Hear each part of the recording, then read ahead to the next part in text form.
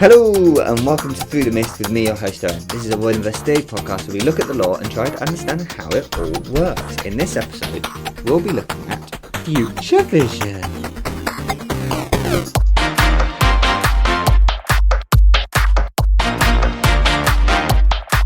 Welcome back everybody. Hi. This is a new episode, this is a new month. We have now hit April 2022 for those keeping track and not just reading the dates that these were published. Yes, welcome back all my wonderful Mistbusters and everyone who's willing to listen to what I ramble on about. Because, hi. Welcome to the gang. Welcome to the gang.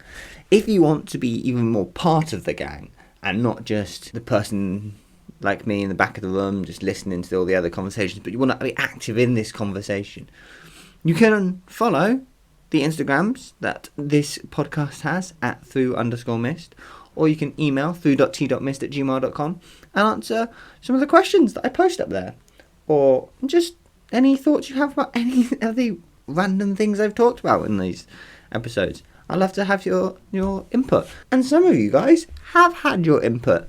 We got listeners' thoughts again. Woo! I'm still very excited when I get listeners' thoughts, because I can, this was what I wanted from the start. And it wasn't happening earlier on, and now it's been a bit more consistent the last couple of months. So that is great. Anyway, the question this time out was, what defines a pantheon as different? And we've got 3 responses. One of them is from sunlit.trash on the Instagrams. And they said, they're separated by traditions and customs that bind their respective cultures together. And I like that. That's a nice separation there of ways to separate them. And then you just gets muddy when you start defining customs and traditions. But, that's fine. We also have some very much friends of the pod, Robert of the Damn Meme Page fame, commented on that question saying, considering the sus in Toa and how the emperors get godhood, it's about being who are remembered, I think. So they didn't quite answer the question, did you there, buds? But it's a good point. It's a very good point. It's more about just godhood in general and what that means. And I think it links to in the word of Voidverse, it's how are they remembered as well. That's a big part of what makes pantheons, is how they are remembered. If they're remembered as separate beings, they are separate beings. If they're remembered as a linear path between the two, there's a linear path between the two. I think that's where that comes in. And then our other good friend Darian has said, a collection of deities belonging to a specific culture. And I think that really does sum it up. I think it just, when you go back in time and start trying to follow these through time, it gets very confusing. In the moment, it's very clear. As time goes on, you're like, okay, but when does a culture start? One start and one end. That's the question. That's the confusing bit. But there, listeners' thoughts. I'm always happy. So please, once this episode ended, give us a bell, and I'll put a prompt question up on Instagram just if you want. But if you have any other thing you want to talk about, please feel free. That's how this works. In other news, it's Grover Week. Well, the day this episode comes out, it's the last day of Grover Week. That whoever runs Read Royden, basically the Roydenverse marketing group decided. So I thought I'd do I was trying to think of something like a quick Grover theory, but I couldn't think of anything. So instead, here's a message I think he can get behind. And it's a message directly at you, Stephen. If there's a Stephen listening, I really hope there's a Stephen listening. It's a directly message at you, Stephen. Okay, Stephen, this is for you. This is your message, Stephen. And it is to peer pressure the leaders of the world to monetarily pressure big companies to actually do large-scale changes that we might be able to slow climate change into something a little more manageable, because right now it's still out of control. So that's the message for you, Stephen. If anyone else happens to be listening and is not Stephen, you can also do this. I think it's a great way to actually make some change on the climate change front, because as an individual, there's not much you can do because you're subject to what everyone else does. So Peer pressure. Guys, that's how we break this. Peer pressure. Anyway, episode time!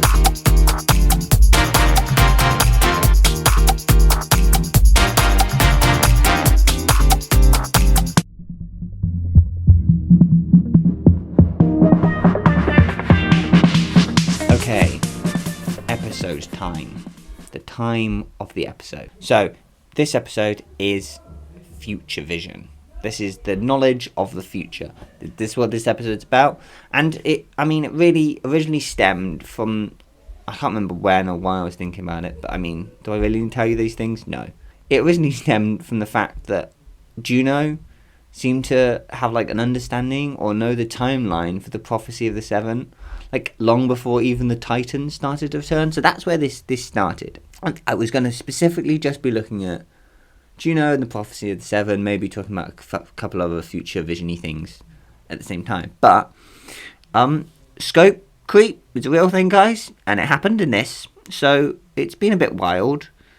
I've tried my best to navigate this topic and make it followable, which sometimes is the hardest thing. So please strap in, because this one, it's a lot. It's a bit confusing because we're looking into the future. It's always going to be a bit confusing. Yes, now, right. We shall start this off where I think a good place to start it off is, which is prophecies. Because prophecies are the obvious port of call within the universe that has future vision-related things, seeing into the future, knowing what's going to happen in the future.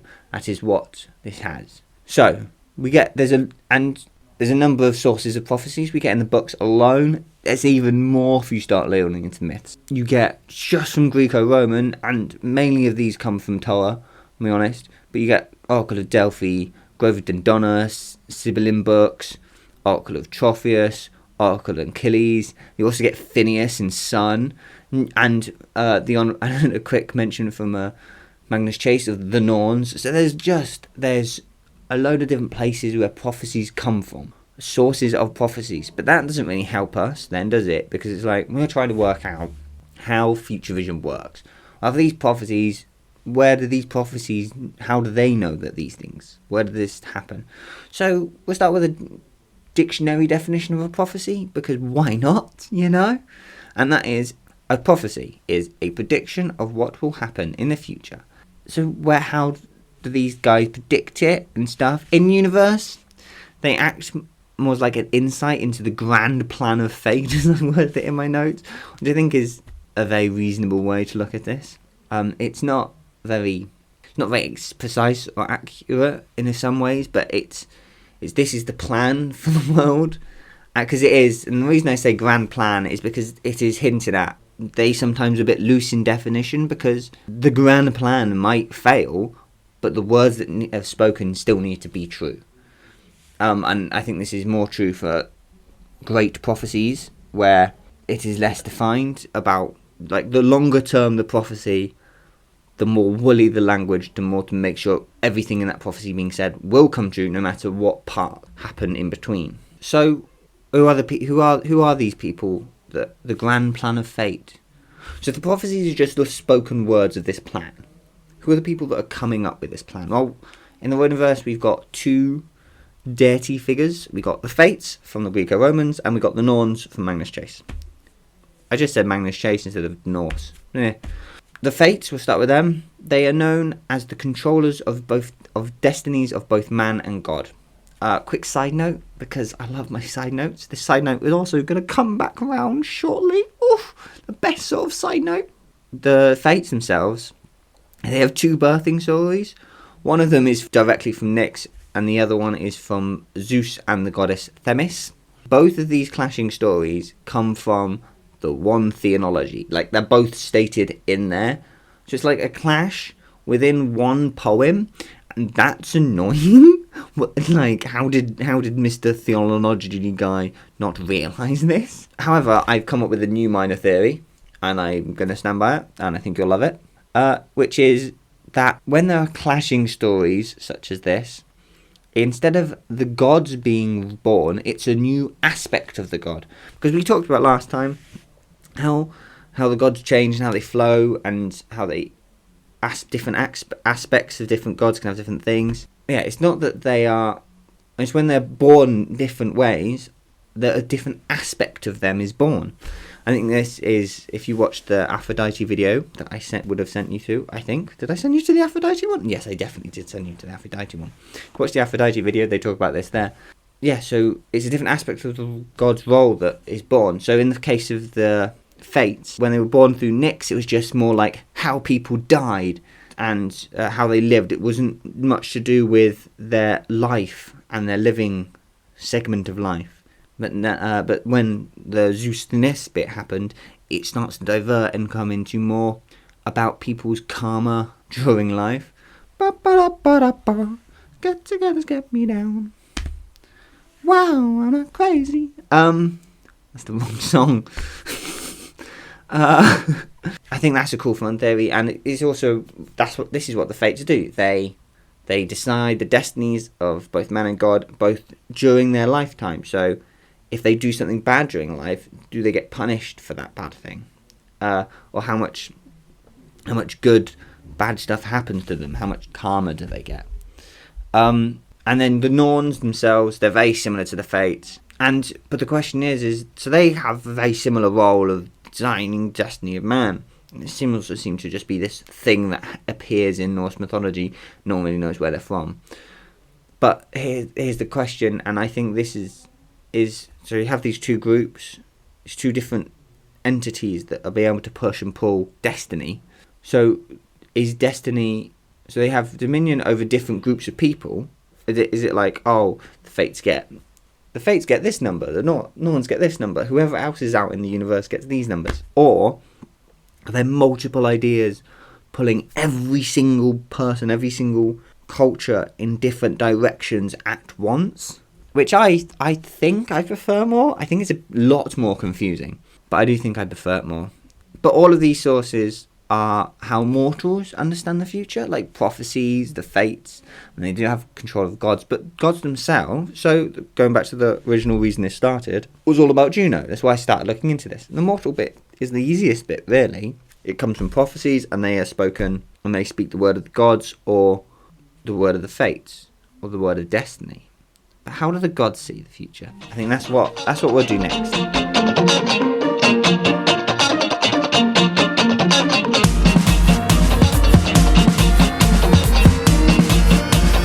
The gods. So, the gods themselves, at least within the books, all seem to have some form of divination. But we've now got to work out, okay, so if they have this, how does that work, and to what extent does that happen? So we're going to start with Themis, the person I mentioned being one of the mothers of the Nyx, and you might know her by a different name of Lady Justice. Yes, that is right. So, why am I going to mention her? Well, a couple of reasons. One, she apparently built the Oracle of Delphi and presided over a lot of the ancient oracles. Like, she looked after them a bit like someone else we know. But she also created the divine laws and is a mother of an aspect of the Fates, the aspect of more karmic side, and she's said to guide Zeus on the rules of fate. She understands how this stuff works, and I would, just for the divine laws bit alone, if she appeared in a book because someone broke a divine law, and then she's like, I am here to pass judgment, I think it would be an epic moment. But yeah, she's like this be-all end-all of knowledge of how all this stuff works and what's actually supposed to be happening. So, okay, but that doesn't really help us. She just understands how it works, not really looks into getting the knowledge. So what about that? Well, let's go to our favourite misdemeanor, Apollo. That's right, Apollo himself is now a misdemeanor. Why are we looking at Apollo? Well, he's the god of prophecies. Didn't see that one coming now, did you guys? So specifically within myth, I saw this quote a few places, so here it is. I can't quite remember what it's from, but it is said that he is of knowing the mind of Zeus and uttering prophecies in accordance with his divine wisdom. I don't like that.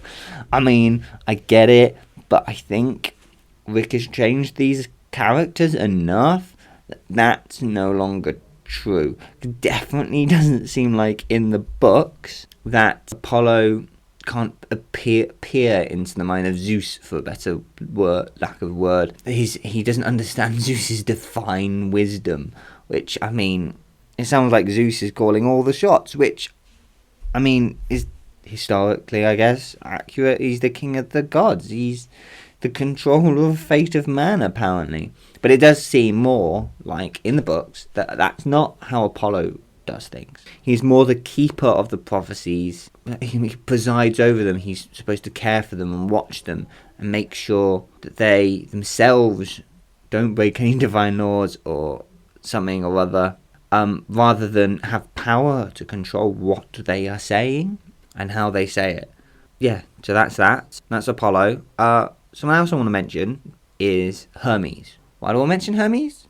Because he's the first god we meet that seems to have knowledge of what is going to happen long term into the future. He knows what's about to happen. He knows what's going to happen to Luke. Now the question with this is does he know it because he saw it, or is he one of the only ones that understands what May's visions are actually about? Or can he see the future? Does he know Luke will need to die in order to save the world? Does he know it's linked to the Great Prophecy? There's so many questions with future vision that is really annoying. When we end this episode, you will also be annoyed with me. Yeah, so it's that, isn't it? It's okay, so that's why I'm looking at him. But I did find out something fun. Hermes himself does have some sort of divination.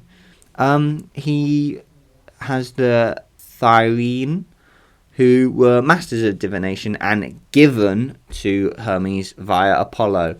It's an odd story. Too many stories, too much future vision. It gets very complicated. There's a great weird story about how someone got future vision. It's, so many oddballs. And most gods don't seem to have this long-term future vision and are very limited to short periods of time. Like you get Don't Trust the Gifts from Poseidon. You get a few little nods and like that a couple from Hera during Battle of the Labyrinth. But it's not any, there's very little long-term planning of the future except for the Juno and the Prophecy of the Seven. And it's getting more and more weird now, isn't it? Huh?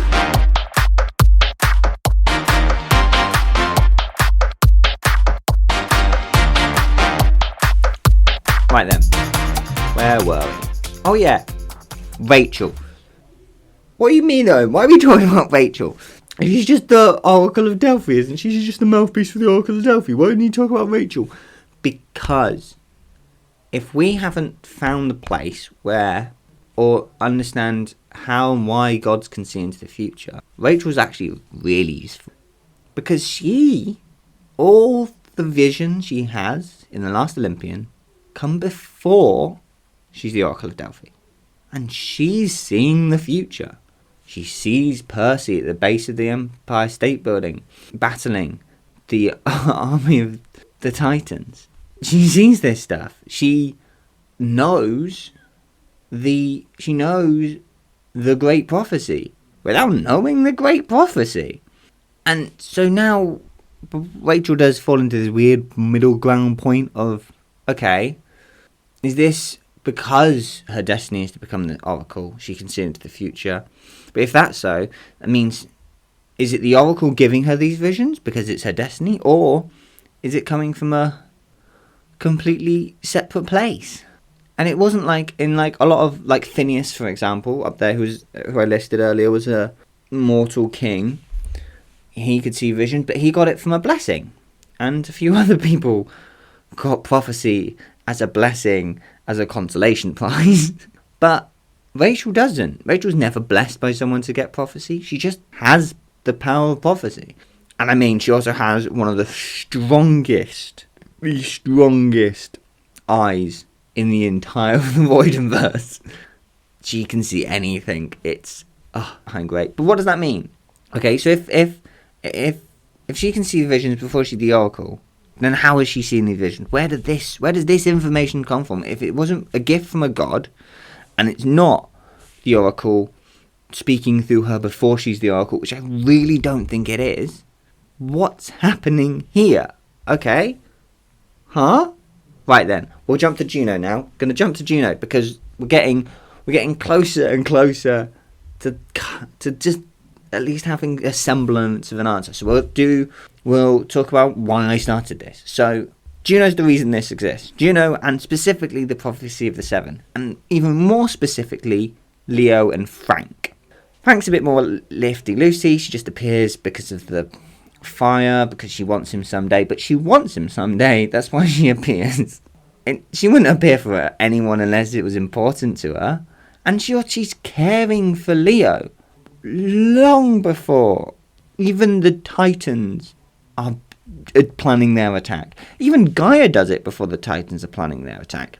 She's planning the prophecy of the seven before the Greeks' great prophecy. The prophecy of Percy, I don't know what that would be known as in the future. But before that, before the prophecy of the Second Titan War, before that has even started to even have a semblance of reality. Because at that point, here's something that I started to question as well. Because these are theoretically events happening before the world knows of Percy's existence. But, on a side note, do the gods know for existence from the start? Because, like, Zeus and Hades are both, like, blaming him before he gets to Camp Half-Blood. Hades sends Mrs. Dodds in long before he gets to Camp Half-Blood. So, like, do the gods know he exists? These are questions that I would want answered for another time. You have Juno, like, and looking into her mythological past, as a deity, Hera and Juno do not have any links to prophetic visions, prophecies. She doesn't have any future vision powers ever in the myths. So how does she and other gods like her, i.e. the gods that have no mythological relation to prophecy, how do they all see into the future? What is happening? What is happening?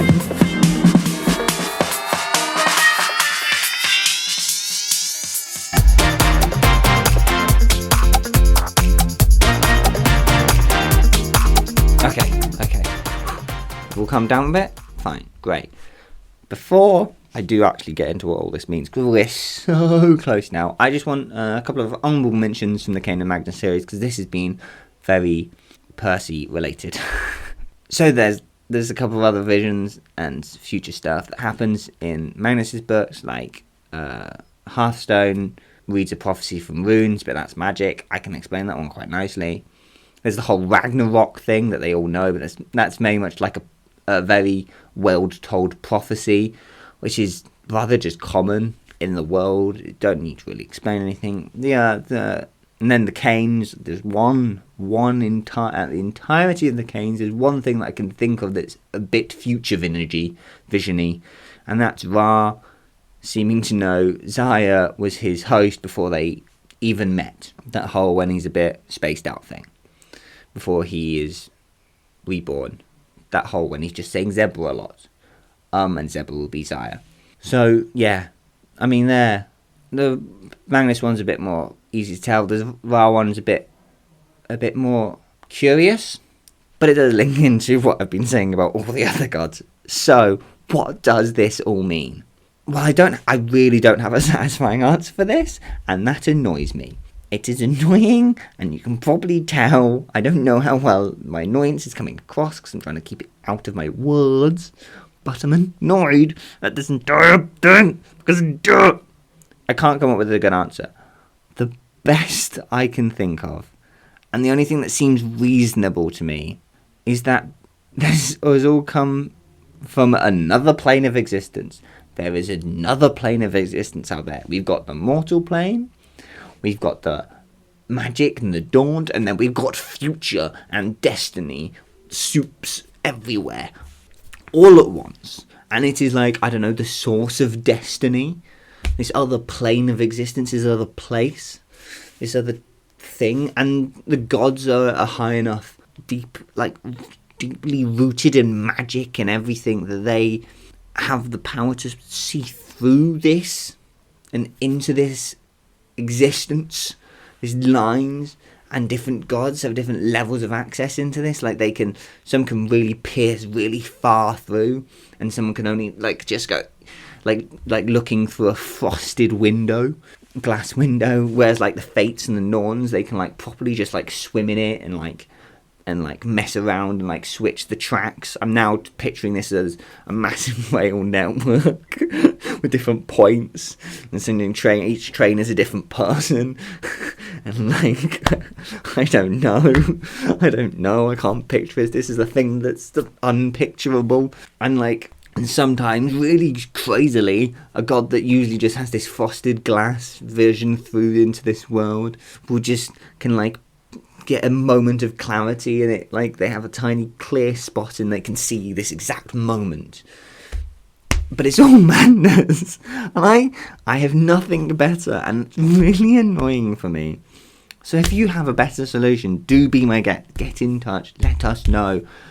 But I think part of the reason that this is just so peculiar is because it's something within myths and storytelling. A lot of the time, we take for granted that prophecies are a thing. We never question it. We're like, oh, okay, prophecies.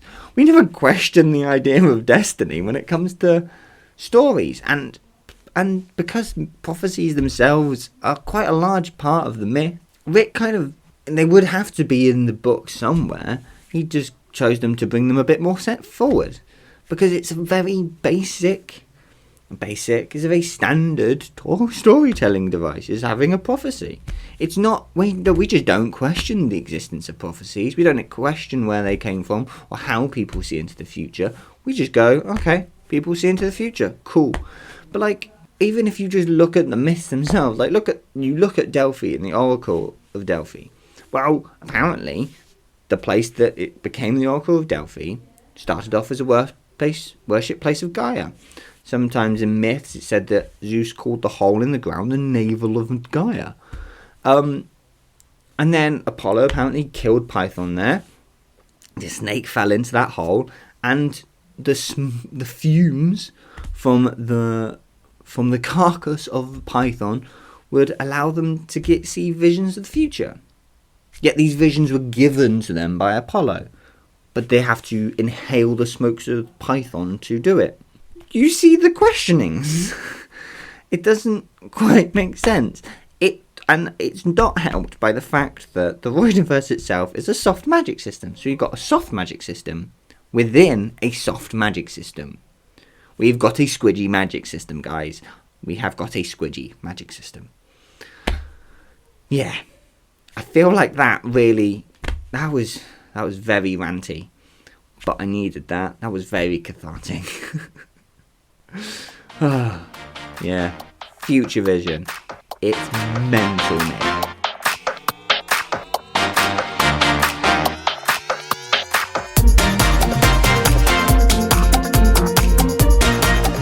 So, thank you for indulging this theory. If you have any comments on this theory or theories of your own that you want me to discuss, you can always email them through through.t.myth@gmail.com. Or you can get in touch on the Instagrams @through_myth. Make sure to follow the podcast, like the podcast, subscribe to the podcast, do whatever you have to do, whatever platform you're listening on, to help boost this podcast. Because I've been Owen, and come back next time as we try to see